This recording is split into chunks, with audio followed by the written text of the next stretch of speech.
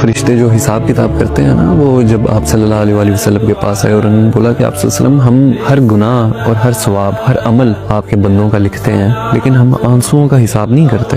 تو آپ صلی اللہ علیہ وآلہ وسلم نے فرمایا کہ ایسا کیوں کہ تم آنسوؤں کا حساب نہیں کرتے؟ آنسو بھی تو عمل ہی ہے، یہ بھی تو ایک طریقہ ہے اللہ تعالیٰ سے معافی مانگنے کا، یہ بھی تو ایک طریقہ ہے اللہ سے کچھ مانگنے کا، یہ بھی تو ایک دعا ہے، عبادت ہی ہے یہ.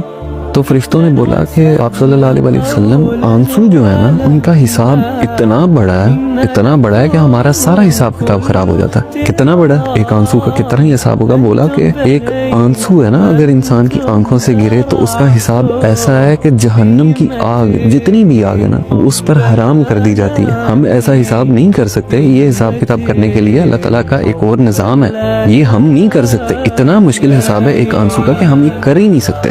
تو جو شخص اپنا دکھ اللہ کو بتاتا ہے، اللہ سے دوستی اس نے لگائی ہے، اپنی خوشی بھی اس کو بتاتا ہے، اپنا دکھ بھی اس کو بتاتا ہے، تو اس انسان سے بہتر انسان کون ہے؟